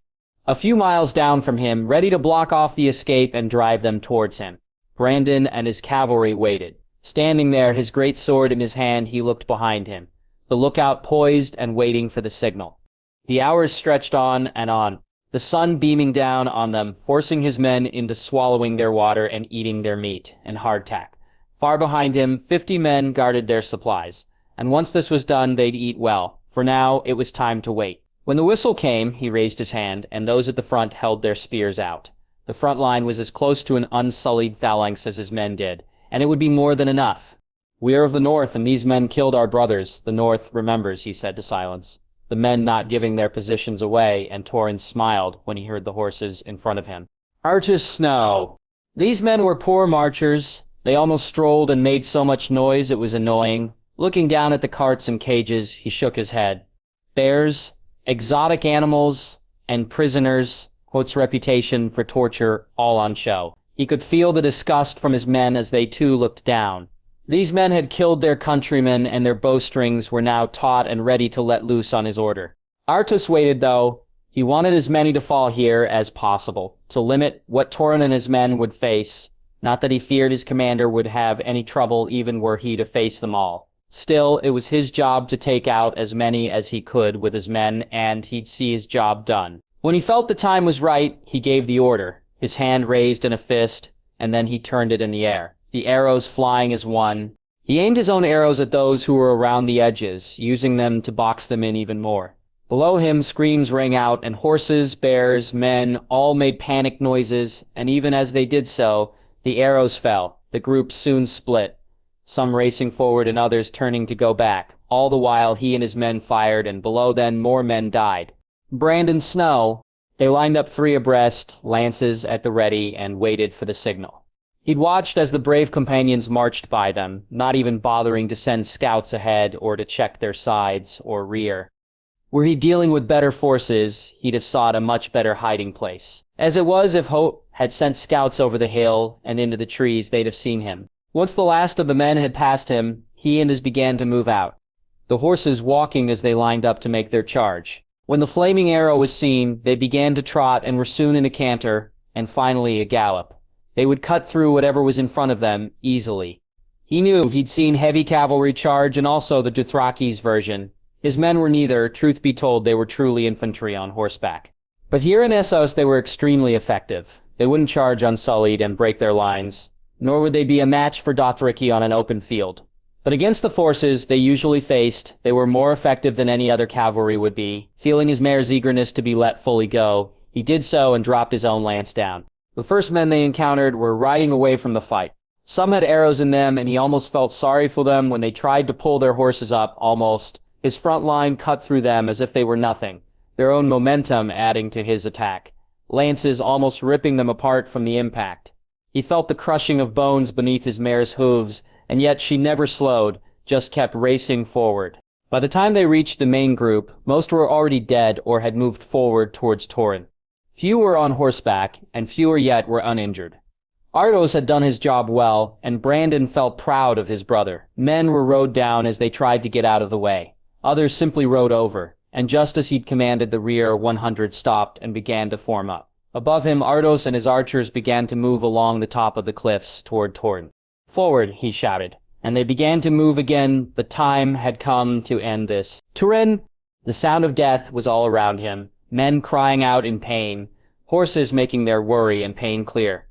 Them he felt sorry for, the men riding them not so much. Artos had done his job well, and he knew Brandon would by now be behind them. A little over 50 men had rode towards them, and they rode so hard they'd not been able to stop. His shield wall easily held, and there would be no second charge to face this day. He gave the order, and his men began their work. The wall opened as his men stormed through. Those who'd managed to stay a horse soon were unable to, his men pulling them down, and their axes, maces, swords, and halberds doing their deadly work. He moved through them looking for a worthy opponent, his great sword not finding any as it cut through men, as if they were nothing. By the time he found Hoet, the man was already injured, unable to fight, and trying to crawl away. "Torrhen?" Hoet gasped as he spat out blood from his mouth. "Vargo," he said, moving towards him. "Why?" Hoet asked, and Torrhen didn't answer, instead having the man dragged from where he was. Around him, his men went about their work, and he heard the sounds of Brandon's cavalry slowing down. Artos and then the rest of their men arrived. It took them an hour to make sure that every last brave companion was dead, some of his men enjoying their work, even more when they saw the state of some of the prisoners Holkuk kept caged up. Men were mutilated, and the girls terrified, Torrhen ordering that some of Holkuk's gold be given to them, and they be allowed ride back to Myr with them, should they wish. He, Brandon, and Artos walked to where they had Hoet tied up. The man looking at him, still clueless as to what he'd done to bring them down upon him. A part of Torrin wished to send him to the black goat he worshipped like that, but in the end he told him, "You pulled on the lion's tail, Hoat, and killed Northmen when you did so. Did you not think there would be a reckoning?" he said, and Hoat looked at him. The Iron Bank was my employer. They will avenge me," Hoat said, and all three of them laughed. "Even were it true that they would not. But it wasn't the Iron Bank who gave you this contract. They make far too much gold from the lions to do so," Brandon said. "The fat man, I can take you to him," Hoat pleaded. "The fat man is not our concern," Ardo said.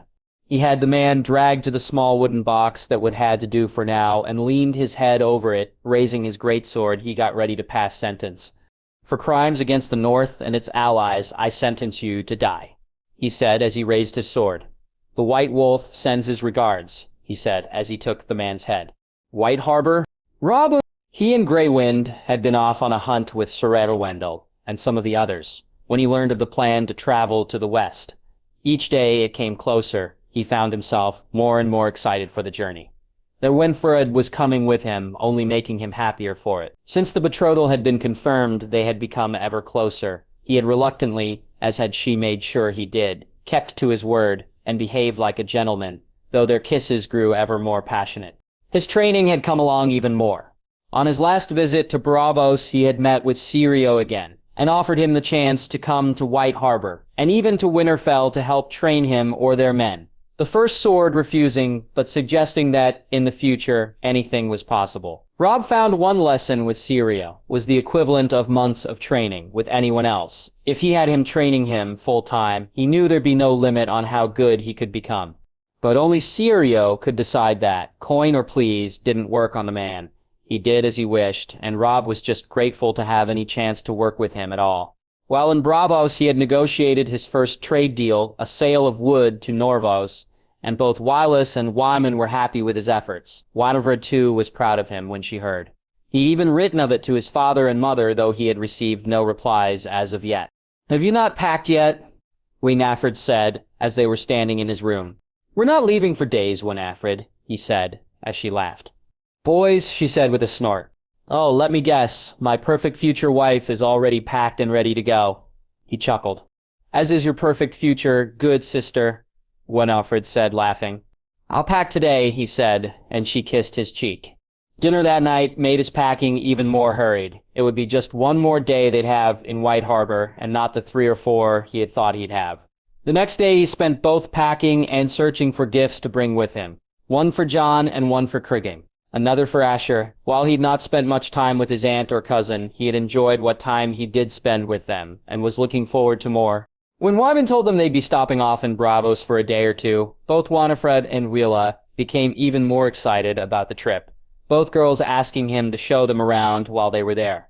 Rob feeling happy that he would be able to, that he knew enough of the place to show them some of the more interesting stalls while they'd be there. Standing on the Merman's Trident a day or so later, he wondered what the West was like. Jon seemed to love it, and in a way, his brother was more northern than he, or had been at least. Yet he spoke so fondly of Lannisport and the Rock that Rob wondered what it was he liked so much. Was it the place itself, or the people who lived there? He was eager to find out and to see where his brother had spent the past few years of his life. "Father wishes to speak to you, Rob," Willa said, and he nodded and followed her below deck. "Did he say what about?" he asked, and Willa shook her head. "Winifred's still unwell?" he asked.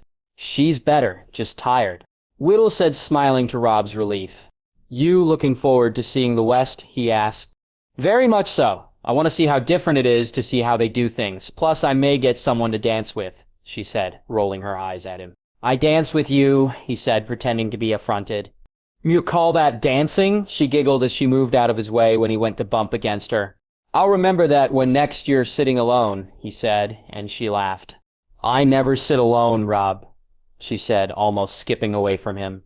He was still smiling when he walked into Lord Wyman's cabin, the Lord looking inquisitively at him and then smirking when he bid him sit. "My daughter feeling better, is she?" Wyman asked. "Willa said she is, just tired and resting," he said. "Good. I wish to speak to you about this trip, Rob. I know you wish to spend time with your brother, and I'll see you do, but I also want you to be with me when I speak to Kevin and to Lord Jaime, to sit with me when I discuss the trade deals." Waymond said. Of course, my lord, he said. You've come along a lot, Rob. It's time you learned even more, so think of this as the first chance of that. I'll give you time with the girls, and Bravos, it's more a check on things I'm there for. But once we're in the West, when I work, you work, understand. I do, my lord. Thank you. Good. Now come. Let's eat. Wyman said, and Rob smiled as he followed the lord to the cabin for their meal. Winifred was up and about the next day. His betrothed was a little unsteady on her feet, but feeling better, and so he spent most of the day on deck with her and Willett, doing his best to ensure she was comfortable. When they reached Bravos, both girls stared in awe at the Titan, Rob finding himself in the role that Wendell had been on his visits, soon explaining what it was and how it worked. They stayed only 2 days in the city, and he never got to see Syrio. He did, however, get to buy some presents in the stalls, and Willa, especially, was excited by some of the things she was able to buy. Watching as the Titan faded into the background, though Rob could only smile. When next they stopped, he'd be in the West, and he'd see his brother again. King's Landing 2096 AC. Sir Barristan. He had been off duty when it happened. Cyrodier was telling him later on what he'd seen, how the king had needed to be pulled off Rhaegar and had almost strangled him where he'd stood. Only Jon Arryn being able to get through to the man, and to make him see sense, the Ursurus was carried to the cells rather than walked to them. Barristan, though, was at a loss. What to do? It was hours until he was to be back at his post, and so he couldn't go there and see for himself just yet. Instead, he headed to the tavern to speak to Richard's man. He needed direction, a plan. Was he to rescue the prince? Were others to do so? What did his king wish him to do? What was the right thing to do?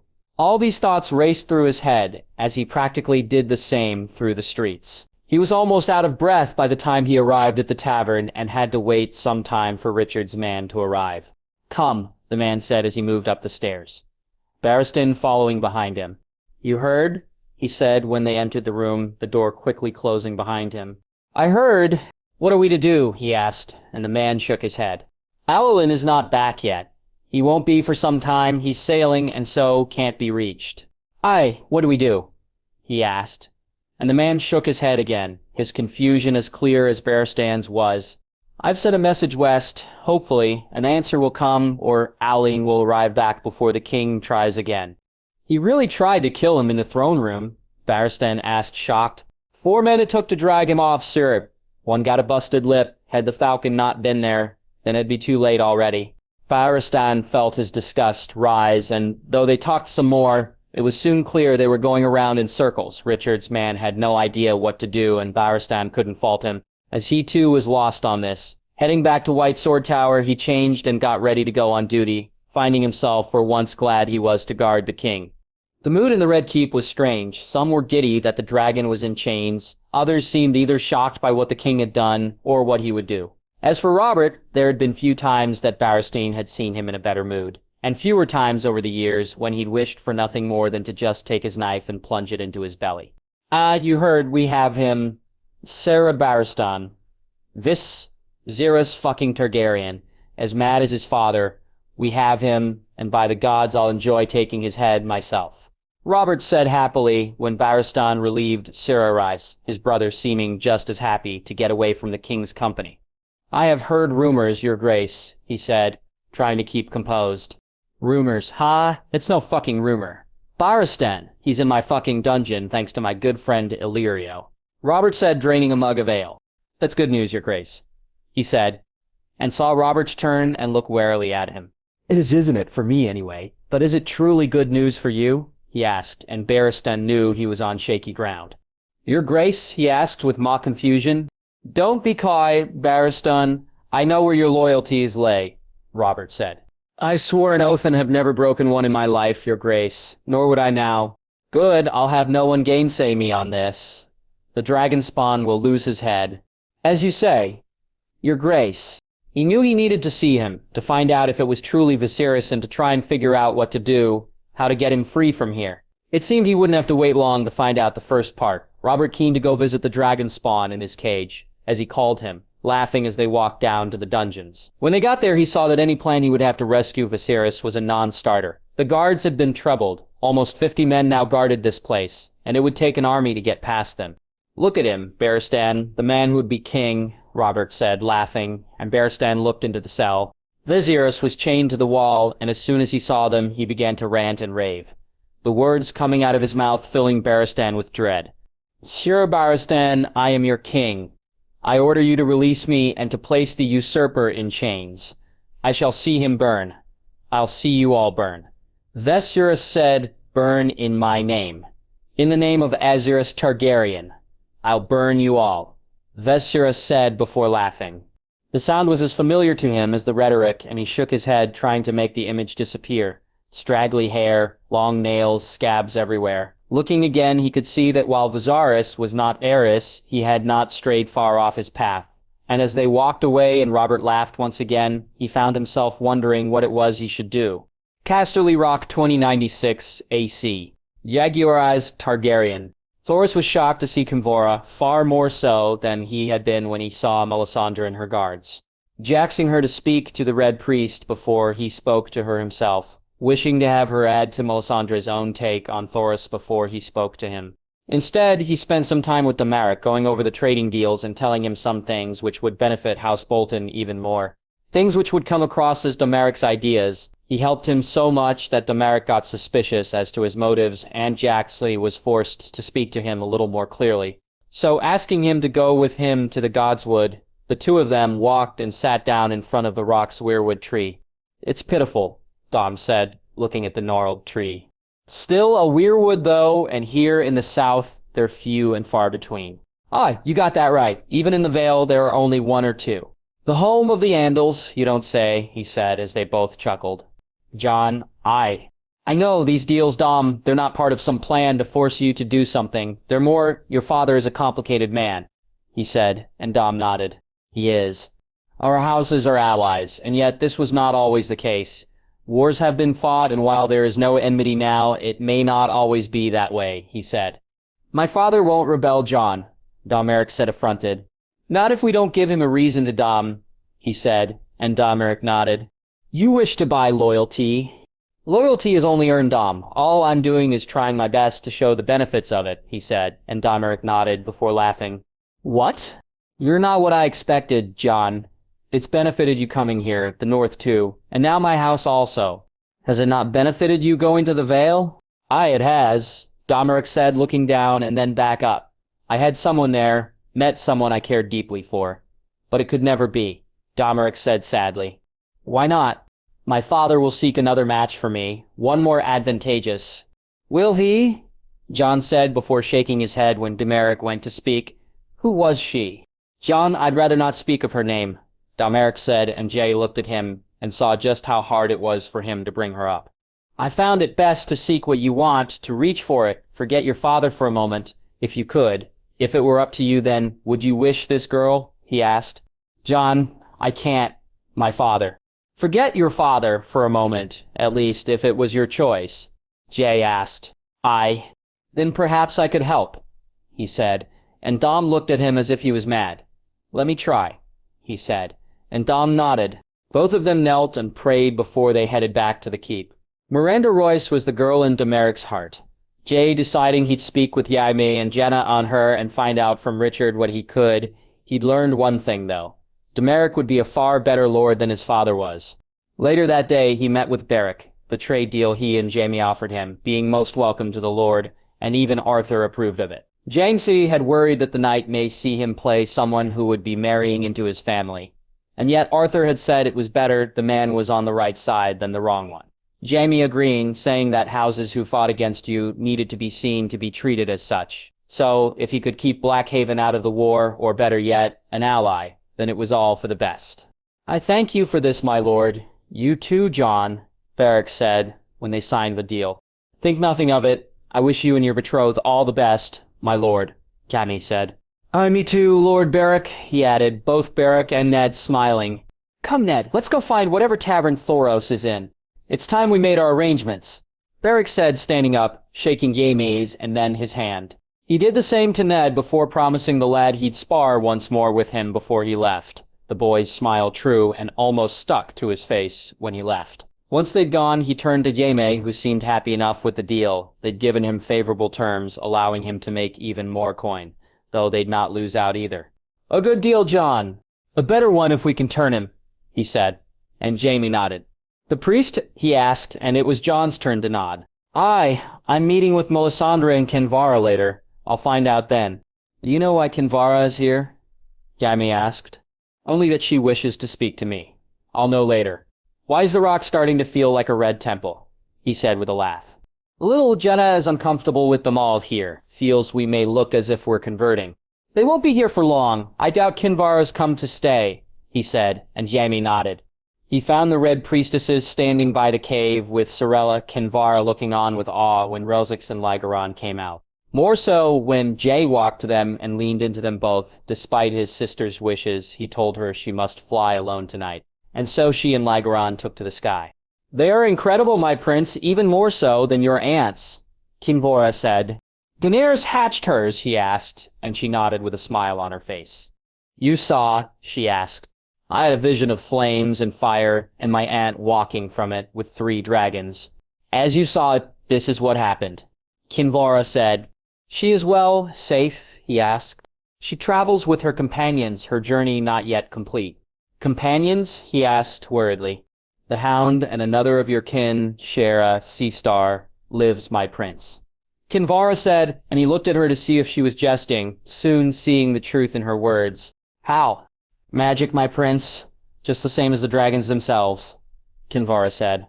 Where are they? To go west, they must travel east. For now, their journey is not yours, my prince. Why? Because my god wills it so, Kinvara said. I don't serve Rosier, he said, and she smiled. Yet, his chosen you remain. I came here because there are things you must know, my prince. Threats you must be wary of, and places you must travel to when the time is right. What threats? He asked, and she told him of the false dragon. A mummer dragon pretending to be his brother. Jack could feel the anger rise in him, and for a moment it felt uncontrollable to him until he realized it wasn't his, but Rhaenix's fury, he felt. Calm, sister, calm, we'll deal with this imposter together, Jay said in his mind, feeling Rhaenix's rage recede for now. What other threats? He asked. The threat beyond the wall, blue eyes, and the army you must defeat. The long night comes, my prince. Only you can lead those who fight against it. Only you are able to bring the dawn. Kinvara said, Others have spoken to me of this. I've sent people to find out more, he said, and Kinvara smiled. Good, my prince. It's good that you prepare already. I too will seek to serve you. There are allies who will aid in this fight. I go to them. I'll travel beyond the wall and seek them out, prepare them for your coming. The free folk? He asked. Is that what they're called? I see no names, my prince. Only a people who will fall without your help, she said, and he nodded. What else? I saw visions in the flames, my prince, a kraken in the sea, a cloth dragon on fire, a snake impaled on a spear, a lion roaring, black birds as far as the eye could see, and beneath them a white wolf struggling to break free. An army of gold marched forward, a city burned, and a woman cried out, she said, and he looked at her and asked her to repeat them so Sorella could write them down. Once she had, he began to try and discern what they meant. A kraken was ironborn, a cloth dragon could be this mummer. A snake and a spear meant something to do with Dorne, blackbirds were crows, and a white wolf was him. An army of gold could be the Lannisters, but he doubted it for some reason, and as for the city and the woman crying, he couldn't make heads nor tail of them for now. You understand some of these, she said happily when he began to tell her. Some yea, others I need to check against some of my own, or to use the glass candles to check them. They work, she asked, surprised. Aye, they do. He was about to ask her and Melisandre of Thoros when Jaime arrived, the look on his lord's face making it clear he was needed, and so he excused himself and walked over to Jaime. My lord, the letter Jon from King's Landing. Jaime said worriedly, Jaxley only noticing that Arthur had come with him. What does it say? He asked. Viserys? They have Viserys in their cells, Jaime said. What? How? He said, reaching out and taking the note. Actually, Viserys Targaryen rests in the king's dungeon. A gift from Illyrio Mapatis. I await your orders. Darren. Jaxley closed his eyes and reached out, and soon she was on her way. He began pacing the beach, shaking his head. The dragon in his heart had fully risen now. His family. They had another of his family, and he would die if he didn't do something. He'd burn the Red Keep to the ground if he wasn't released. Robert and every single member of his family would die at his hands. His hands were balled up into fists, and both Jaime and Arthur looked at him, neither saying a word though, allowing him to deal with this on his own for now. Reinsix and Ghost both arrived at the same time, the dragon and the wolf, and it was to his sister he looked, to her he went, and she who calmed him down. Daxiora. No, she said to him, in Valyrian. Rosier fall, Onilgar, they have our blood, he shouted back to her. Sani Keldarer risk to li hen ziri nayot save zir yela, and I'll not risk more of it to save him, she said back. Sir Elon nor nayot henu yagon zir tialam nayot margu yagon, so we're to leave him to die, he argued. Rejirta zirolai than au pendagon valan kar, pendagon. Better him than you. Think, little brother, think, she said. He felt Ghost come to him, the wolf leaning against him as he did Rhaenix, Lygaron, landing behind them and moving closer. Finally deciding, he turned and walked back into the vaults, Ghost, Arthur, and Jaime walking by his side, Kinvara and Melisandre behind him. Along the way, Arthur and Kinvara told him of his uncle, of what he was like, and why he could not risk himself for him, that he was too important to the realm and the world itself. Arthur speaking of his house, and Kinvara of a war to come in the future.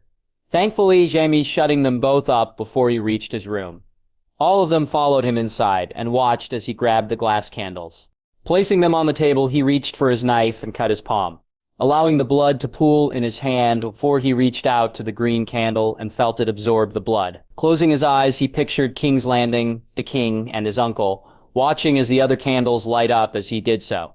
Seeing the crowds lined up, he knew he would have been too late, and despite every instinct in his body telling him not to, he looked on anyway. King's Landing, 2096 AC. Seer Richard Lonmouth. The crowd lined up, and he took his place amongst them. He'd been back a week and had gone over every plan he could and dismissed them all.